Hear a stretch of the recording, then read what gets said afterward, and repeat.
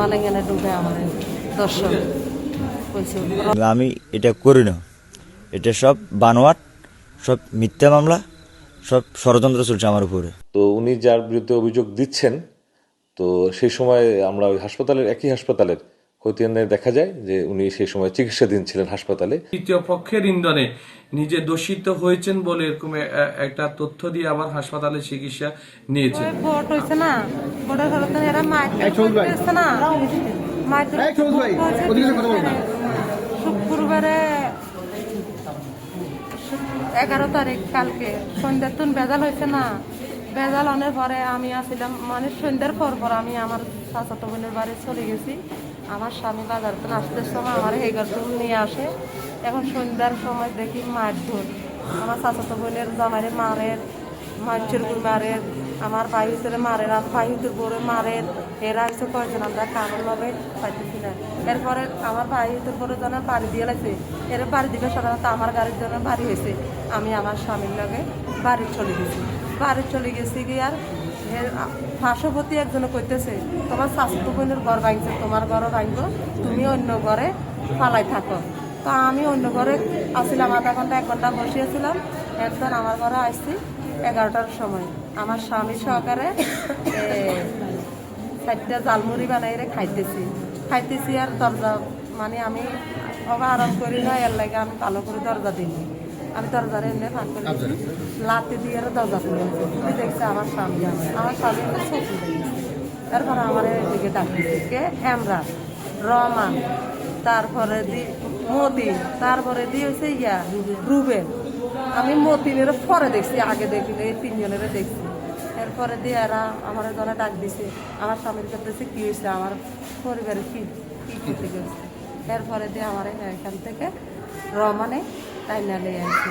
আমার পাশের আঙ্গ বাথরুম করলে বাইরে, মহিলাটা ভিন্ন পুরুষটা ভিন্ন গোসলখানা, এর ভিতরে গেলে আমার ঢুকে আলেছে রহমানে গেলে ঢুকে আমার দর্শন বলছে রহমান করছে, এমরান, ওই রুবেল, ওই মতিন, তারা মানে পাড়া দিছে গল্লি গল্লির সামনে নাই। আমি নিজেকে নিজে শর্মে মরে যেতেছি, আমি লজ্জে বিষয় কাউকে বলি নয়, খালি বলে বলছি এক কথা, বোন তোর সিবি করলাম কিনা এতুরে হয়েছি কোনো বেড়া আরে না কেউলে টোকা দিই পারলাই। আচ্ছা রহমান আমরা না তোর পিছনে আদি এনসিবি কেন করলাম, সাপলা গলিত ভোট কেন দিলাম, আমার নির্যাতন করলো, আমারও মারলো, আমার স্বামীরও মারলো, আমারও মারলো, আমার ঘরের সবগুলা ভাঙি চুরি 3000 টাকা ছিল, তারপরে একটা টাচমোবাইল আছে এটা নিয়ে গেছে। আপনারা জানেন আমি দীর্ঘদিন এই আনন্দের মাটিতে ছোট থেকে বড় হয়েছি। আমি কোনো মেয়ের সাথে বা কারোর সাথে কখনো বেয়াদবি করি নাই। আমি গতকালকে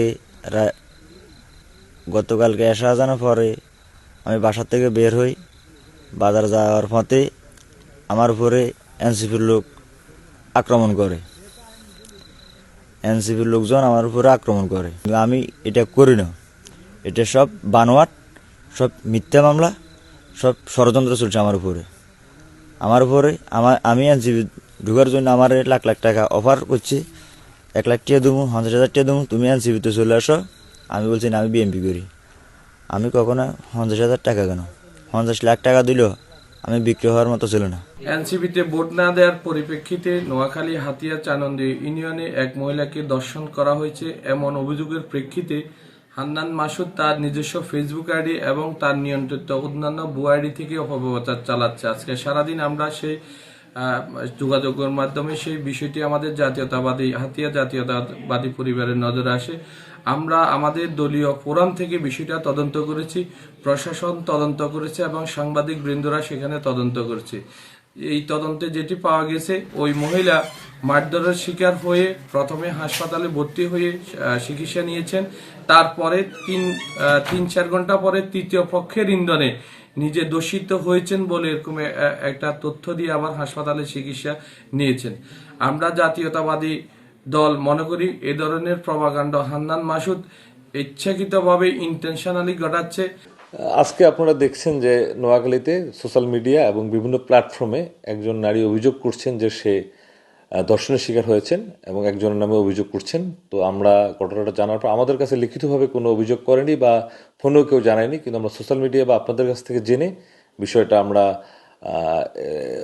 তদন্তের জন্য আমরা অফিসার পাঠাই, আমাদের এডিশনাল এসপি একজনকে পাঠাই এবং একজন ইন্সপেক্টরকে ঘটনাস্থল যেটার কথা বলছিল সেখানে পাঠাই। তো স্থানীয় লোকজন এই বিষয়ে কোনো জানে না, তবে স্থানীয়ভাবে মারামারির ঘটনা ঘটেছে বলে তারা জানায়। আজ সকালে মারামারির ঘটনা ঘটেছে এবং গতকাল সন্ধ্যায় মারামারির ঘটনা ঘটেছে।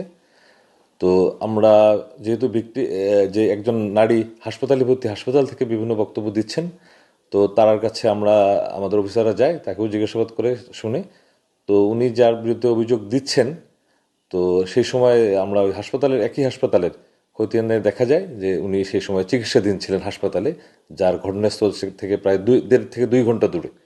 তো বিষয়টা নিয়ে এখনও লিখিতভাবে কেউ অভিযোগ দেয়নি।